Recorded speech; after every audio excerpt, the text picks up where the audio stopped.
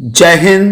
Bundelkhand news 24 में आप सभी का स्वागत है। बाबा रामदेव देश की एक ऐसी शख्सियत जिनका नाम योग गुरु से शुरू होकर आज बड़े बिजनेसमैन के रूप में पूरे भारत देश में जाना पहचाना जाता है। इस नाम से भारत देश का बच्चा बच्चा परिचित है। टीवी चैनलों पर अक्सर विवाद के चलते या विज्ञापनों की वजह से छाए रहने वाले रामदेव इस बार फिर से एक बहुत बड़े विवाद में फंस गए हैं। फंसे नहीं बल्कि बाबा रामदेव ने खुद ही एक बड़े विवाद को जन्म दिया है। आप इस समय पर मीडिया से लेकर सोशल मीडिया तक हर जगह देख रहे होंगे कि बाबा रामदेव और एलोपैथी डॉक्टर्स के बीच 36 का आंकड़ा चल रहा है।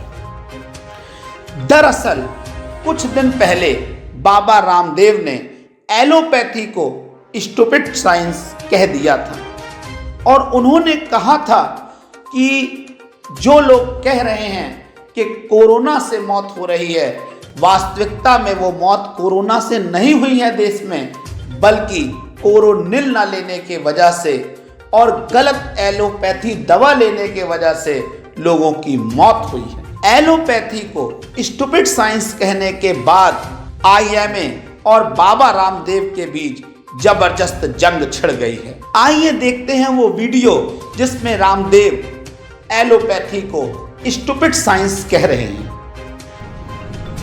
गजब का तमाशा है। एलोपैथी एक ऐसी स्टूपिड और दिवालिया साइंस है कि पहले क्लोरोक्विन फेल हुई। एलोपैथी को स्टूपिड साइंस कहने वाले बयान के बाद केंद्रीय स्वास्थ्य मंत्री हर्षवर्धन जी ने बाबा रामदेव से कहा कि उनका ये वक्तव्य ठीक नहीं है, बल्कि कोरोना में फ्रंटलाइन वर्कर्स को डीमोरलाइज करने वाला है। और उनके कहने के बाद बाबा रामदेव ने डॉक्टरों से माफी भी मांगी, खेद भी व्यक्त किया। लेकिन इसके कुछ ही देर के बाद बाबा रामदेव ने फिर डॉक्टरों से और फार्मा कंपनियों से 25 सवाल पूछ लिए। ये सवाल ऐसे हैं जिन्हें सुनकर आप भी हक्के बक्के रह जाएंगे, आपका दिमाग ही काम नहीं करेगा और डॉक्टर भी कहीं ना कहीं इन सवालों से परेशान हुए। वहीं बाबा रामदेव का एक और वीडियो वायरल हुआ जिसने आईएमए यानी कि एलोपैथी डॉक्टर्स और रामदेव के बीच की तल्खी को बहुत ज्यादा बढ़ा दिया है। वे डॉक्टरों का मजाक उड़ाते हुए अपने वीडियो में दिखाई दे रहे हैं। वे डॉक्टरों को टर टर बोलते नजर आ रहे हैं और उन्होंने ये भी कहा कि वैक्सीन लगाने के बाद भी 1000 डॉक्टर मर गए। ऐसे डॉक्टर किस काम के जो अपने आप को ही नहीं बचा पाए। अगर डॉक्टर बनना है तो रामदेव जैसा बने, जिसके पास ना कोई डिग्री है फिर भी वो सबका डॉक्टर है।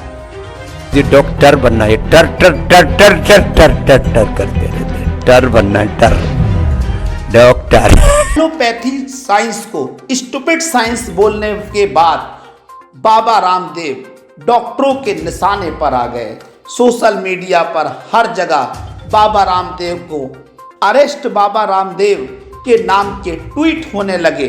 डॉक्टर मांग करने लगे कि बाबा रामदेव को इस प्रकार के बयान के बाद तुरंत के तुरंत अरेस्ट कर लिया जाए। लेकिन सोशल मीडिया पर इन मैसेज के ट्रेंड के आने के बाद बाबा रामदेव ने एक बार फिर से अपना एक विवादित वीडियो जारी किया है। उन्होंने कहा कि किसी के बाप में दम नहीं है जो रामदेव को गिरफ्तार कर सके। मुझे बदनाम करने के लिए सोशल मीडिया पर बहुत सारे ट्रेंड चल रहे हैं, परंतु मुझे इससे कोई फर्क नहीं पड़ता। अब उनके खैर अरेस्ट तो किसी वो जो है उनका पाप भी कोई नहीं कर सकता स्वामी रामदेव को लेकिन एक शोर मचा रहे हैं कि इन बयानों के चलते ऑल इंडिया मेडिकल एसोसिएशन यानी कि आईएमए ने प्रधानमंत्री नरेंद्र मोदी को चिट्ठी लिखकर बाबा रामदेव पर देशद्रोह का केस चलाने की मांग की है। आईएमए ने लिखा कि मोदी जी बाबा रामदेव लोगों के बीच में भ्रामक सूचनाएं फैला रहे हैं।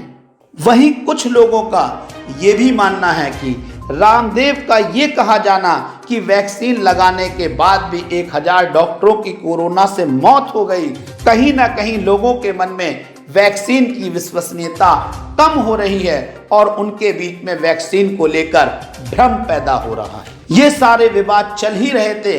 इस विवाद के बीच में एक नामी ग्रामी शख्सियत यानी फिल्म मेकर हंसल मेहता भी कूद गए। उन्होंने बाबा को बेवकूफ़ कह दिया। हंसल मेहता ने अपने रिट्वीट में लिखा कि यह बेवकूफ़ आदमी हमारे फ्रंट लाइन वर्कर की कीमती समय को बर्बाद कर रहा है। उन्होंने लिखा कि यह बेवकूफ़ आदमी हमारे फ्रंट लाइन वर्कर्स के कीमती समय को बर्बाद कर रहा है।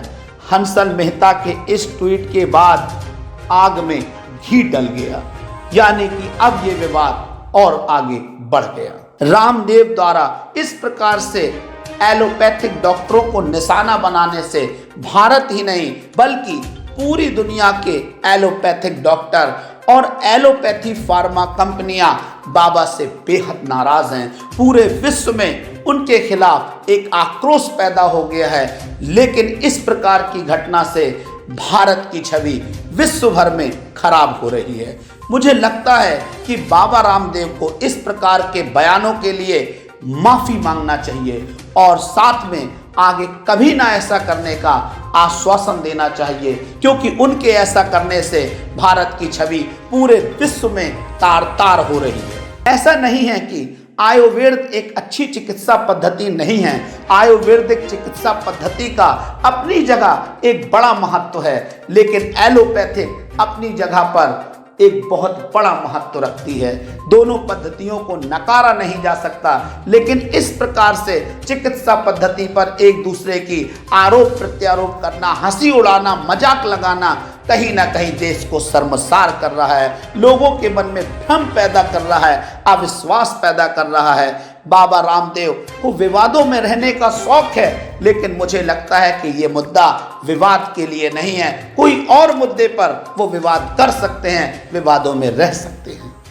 वहीं कुछ लोगों का ये भी मानना है कि IMA और बाबा रामदेव के बीच जो भीषण द्वंद्व चल रहा है, ये कहीं ना कहीं सरकार द्वारा जानबूझकर प्रायोजित किया जा रहा है, इसे उकसाया जा रहा है, क्योंकि कहीं ना कहीं सरकार ये चाहती है कि कोरोना काल में जो बड़ी संख्या में मौतें हुई हैं, लोगों के मन में ये बैठ जाए कि ये मौतें सरकार की कमियों की वजह से नहीं बल्कि डॉक्टरों की वजह से और एलोपैथिक दवाइयों की वजह से हुई हैं। इसी वजह से रामदेव को वो उकसा रहे हैं, ऐसा बहुत सारे लोगों का मानना है।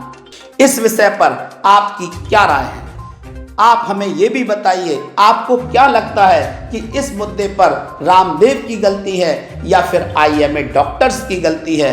आपको किसकी गलती नजर आती है? हमारे कमेंट बॉक्स में कमेंट करके हमें ज़रूर बताएं।